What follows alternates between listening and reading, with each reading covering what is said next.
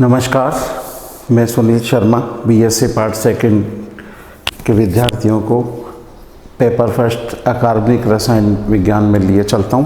जैसा कि आप सभी जानते हैं विद्यार्थियों कि हम लोग पेपर फर्स्ट अकार्बनिक रसायन के यूनिट फर्स्ट संक्रमण तत्वों के रसायन उनके गुण धर्मों के बारे में अध्ययन कर रहे थे, जिसमें आज हम फिर बात करेंगे 10वें गुण की संक्रमण तत्वों की ऑक्सीकरण अवस्थाएं और उनका स्थायित्व को लेकर। इसका आधा भाग की चर्चा जो है वो पूर्व पिछली क्लासों में हो चुकी है, तो उनको न दोहराते हुए मैं आज आगे बढ़ना चाहूँगा।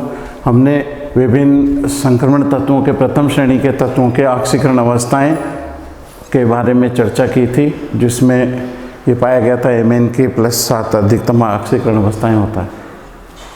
आज हम बात करेंगे इसी को लेकर कि संक्रमण धातुओं के निम्न ऑक्सीकरण में बने यौगिक जो होते हैं उनकी आयनिक प्रकृति पाई जाती है। संक्रमण धातुओं के निम्न ऑक्सीकरण अवस्थाओं में बने यौगिक की आयनिक प्रवृत्ति होती है और ऑक्सीकरण अवस्थाओं के बढ़ने पर जो जो ऑक्सीकरण अवस्थाएं बढ़ती जाती है त्यों-त्यों संक्रमण तत्वों के आयनिक गुण जो हैं वो कम होकर सहसंयोजक गुणों में बढ़ोतरी होती जाती है। क्योंकि फायंस नामक वैज्ञानिक ने ये एक नियम प्रतिपादित किया था, जिसके अनुसार आयनिक आवेश जो जो बढ़ता है अधिक आयनिक आवेश होने पर यौगिक के आयनिक गुण कम होकर सहसंयोजक गुण जो हैं वो बढ़ जाते हैं फजान्स के रूल्स के अनुसार। तो किसी धातु में की कौन सी ऑक्सीकरण अवस्था अस्तित्व में आएगी या आती है, किसी भी धातु की कौन सी ऑक्सीकरण अवस्था अस्तित्व में आती है, ये बात धातु लिगेंड तंत्र की रेडॉक्स अभिक्रियाओं अपचायक अभिक्रियाओं पर निर्भर करता है। यहाँ उदाहरण हम वेनेडियम का लेते हैं। वेनेडियम हैलोजन के साथ क्रिया करके और बनाता है VF5 vanadium पेंटाफ्लोराइड, VCl4 vanadium tetrachloride और VBr3 वेनेडियम ट्राई ब्रोमाइड बनाता है। यहाँ पहली पे यदि हम बात करें VF5 की, जहाँ पेंटा 5 प्लस वेनेडियम की +5 ऑक्सीकरण अवस्था जो होती है ये अत्यधिक तीव्र ऑक्सीकारक होता है। यानी +5 ऑक्सीकरण अवस्था में वेनेडियम इतना तीव्र ऑक्सीकारक होता है कि इसके संपर्क में आने पर ब्रोमाइड आयन व आयोडाइड आयन जैसे तीव्र अपचायक आयनिक अवस्था में रह नहीं सकते और तुरंत हैलोजन के रूप में मुक्त हो जाते हैं और वेनेडियम +3 अवस्था में परिवर्तित हो जाता है या +3 अवस्था में आ जाता है, जिसके कारण से VBr3 बन जाता है। VF5 फ्लोराइड आयन जो हैं ये छोटे आकार के होते हैं और अधिक विद्युत ऋणात्मकता होती है इनकी, इस कारण से ये आयन अत्यंत कठिनाई से ऑक्सीकृत होते हैं। अतः +5 ऑक्सीकरण अवस्था में वेनेडियम VF5 बनाता है। ये VF5 और वेनेडियम के हेलोजन के साथ होने वाले ऑक्सीकरण अभिक्रियाएं और उसमें बनने वाले उत्पाद के बारे में कि VF5 जो है वो कैसे बनता है, उसका ये 5+ ऑक्सीकरण अवस्था में वेनेडियम का और VF5 बनने के विस्तार से एक्सप्लेनेशंस किया गया है कि +5 में फ्लोराइड के आकार छोटा होने के कारण और अधिक विद्युत ऋण होने के कारण ये आयन अत्यंत कठिनाई से ऑक्सीकृत होते हैं। अतः VF5 जो है वो +5 ऑक्सीकरण अवस्था में VF5 बनाता है वेनेडियम। तीसरी बात आती है संक्रमण धातु संकुलों में उपस्थित लिगेंड 2 प्रकार के हो सकते हैं। संक्रमण धातु संकुलों में उपस्थित लिगेंड 2 प्रकार के हो सकते हैं, जिसमें पहला प्रकार हो सकता है सिर्फ सिग्मा दाता।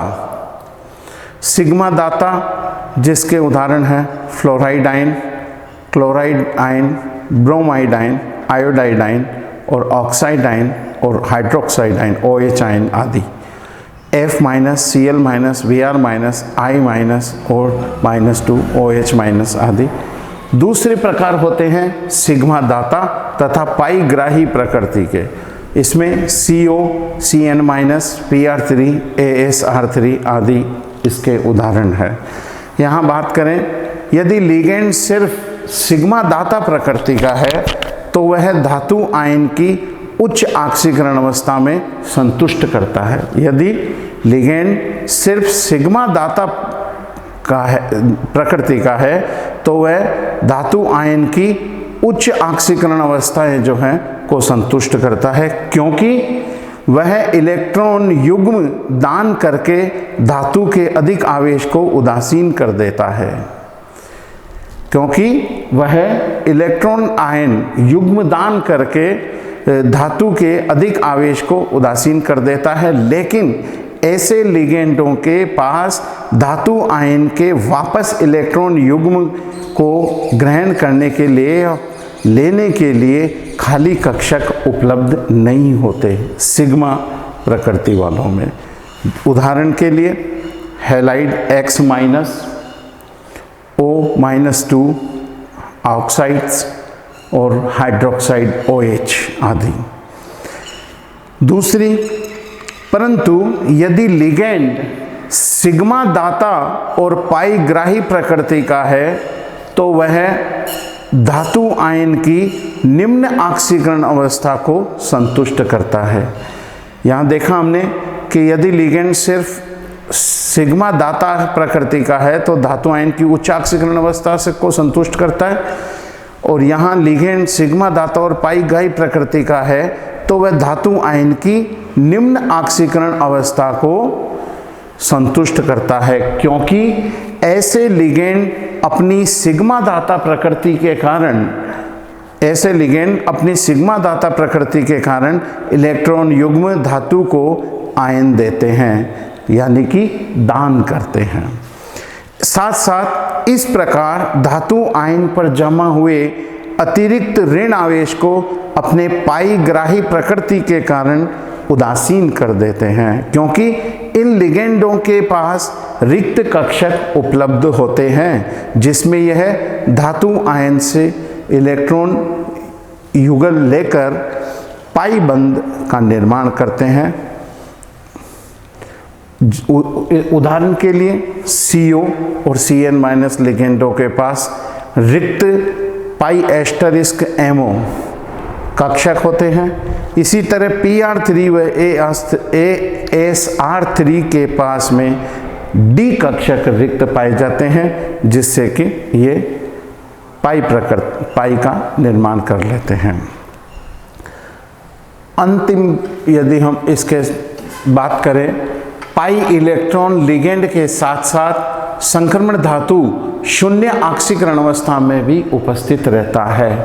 पाई इलेक्ट्रॉन लिगेंड के साथ साथ संक्रमण धातु शून्य ऑक्सीकरण अवस्थाओं में उपस्थित रहता है। ऐसी अवस्था में लिगेंड धातु के साथ दो प्रकार का व्यवहार करता है, पहला सिग्मा दाता और दूसरा पाई ग्राही प्रकृति का। लिगेंड पहले धातु परमाणु को अपना इलेक्ट्रॉन युग्म देकर एक सिग्मा बंध का निर्माण करता है। लिगेंड पहले धातु परमाणु को अपना इलेक्ट्रॉन युग्म देकर एक सिग्मा बंध बनाता है। ये देखिए कार्बन ये मेटल को देकर और ये सिग्मा बॉन्ड का निर्माण कर रहा है। यहाँ हम जो है CO कार्बोनाइल्स में सिग्मा और पाई बंध को इस चित्र के माध्यम से प्रदर्शित करने का प्रयास किया गया है। CO लिगेंड और किसी धातु आयन के मध्य बंध को शो किया गया है। यहाँ प्लस जो हैं वो भरे हुए D कक्षक हैं और ये अतिव्यापन है इनका पाई बंध का निर्माण, और C और M में सिग्मा बंध का निर्माण होते दिखाए, और साथ में ये रिक्त पाई कक्षक हैं और ये भरे हुए D कक्षक हैं। C ट्रिपल बॉन्ड O और M। तो लिगेंड पहले धातु परमाणु को अपना इलेक्ट्रॉन युग्म देकर सिग्मा बंध जो है बनाता है, फलस्वरूप धातु में ऋण आवेश आ जाता है। इसके कारण से धातु पे ऋण आवेश आ जाता है, जिसे हटाने के लिए धातु परमाणु अपने डी कक्षक लिगेंड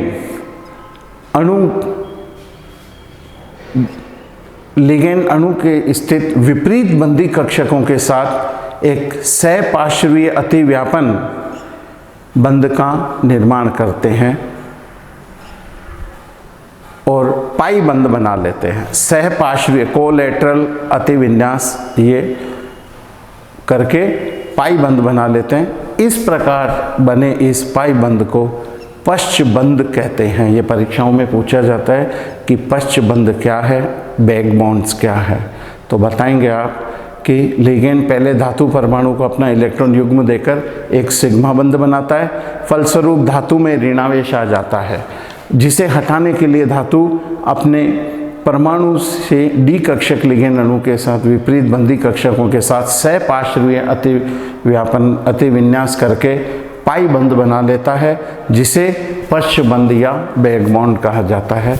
उदाहरण CO, NO, N2 बाइपाइराइडिल, ये इसके उदाहरण है। इस प्रकार ये इसमें इन बंधों को दिखाया गया, धात्विक कार्बोनाइलों को बड़े डी कक्षक और सहपार्श्वीय बंधों को पश्च बंध को इसमें दर्शाया गया है। ये थे हमारे संक्रमण तत्वों के रसायन की, संक्रमण तत्वों की ऑक्सीकरण अवस्थाएं और उनका स्थायित्व, और V5 का निर्माण कैसे है, क्या कंडीशन है ऑक्सीकरण अवस्थाओं से। इसके पश्चात हम आगामी कक्षाओं में, आने वाली कक्षाओं में आगे बढ़ेंगे।